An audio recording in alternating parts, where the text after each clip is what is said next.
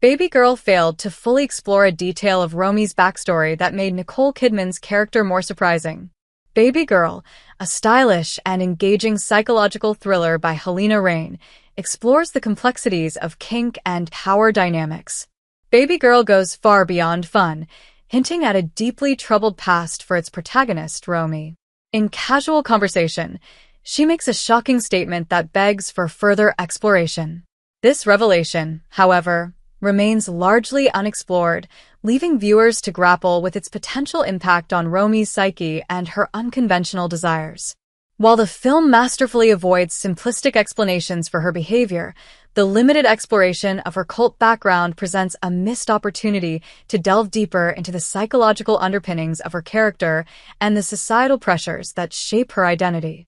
This all plays into the nuance of the movie which Kidman masters in her performance, helping her achieve a box office milestone with Babygirl. Babygirl reveals Romy has ties to cults and communes. In Babygirl's establishment of Romy's daily life, the movie periodically has clips of therapy Romy is undergoing and subliminal flashbacks of a troubling past. Its inclusion of the therapy is vague and enigmatic, but it seems to at least incorporate elements of EMDR, though it may be interdisciplinary with exposure therapy and sensory deprivation.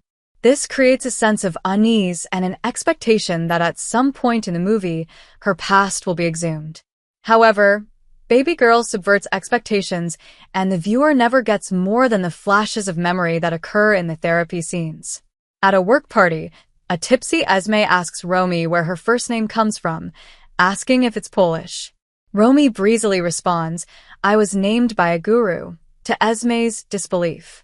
She goes on to briefly explain, "I was raised in cults and communes." This revelation stands out and implies the topic will be explored further, particularly in the context of the scene.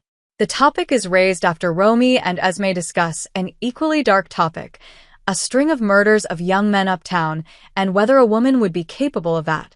Babygirl could have done so much more with a Romy cult connection. Much like the mention of the murders uptown, Romy's cult past is reduced to a background detail. It is not fully explored, but rather has an ancillary connection to the power dynamics playing out in the film. Part of the Babygirl's appeal is that it does not give anything to the viewer on a silver platter, which is why it has sparked so much discussion. This being said, it would not have hurt the movie to scrutinize this detail a little more. Romy is barely called by her name in the movie aside from that conversation and professional introductions. Romy's cult background could have been a bigger part of the story and her arc. In a climactic exchange with her husband Jacob, she explains that for her, it isn't about kink or roleplay. She has to feel that she is in real danger. She obeys Babygirl's younger intern Samuel because he asks her if she wants to lose everything. This is one tactic that keeps people in cults, the fear of losing their family and all their friends, and being left with no support system. This connection was underexplored, along with how it plays into her rhetoric as a leader. Why Babygirl may have steered clear of exploring Romy's cult backstory. There is a key understandable reason why the role of Romy's past was limited in the movie. Romy explains to Jacob that she has undergone grueling therapy for her childhood in an attempt to get rid of her fantasies that she now believes she was born with. If the movie had interrogated the childhood trauma more, this would have had a psychosexual tone that implies any kind of sexuality not accepted by society at large is the product of psychological damage in early life. This is the very attitude that prevents Romy from achieving self-acceptance until the ending of Babygirl. In addition, Babygirl avoids a trope in movies about kink by rejecting the idea that Romy's trauma results in her kink. By ultimately denying the impact of her childhood trauma on her sexual fantasies, Romy is able to embrace the idea that she is not broken.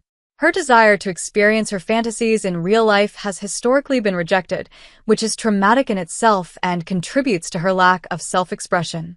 As if to punctuate that point, Jacob calls her fantasies pathetic and dismisses them in the face of the betrayal she is nonetheless accountable for.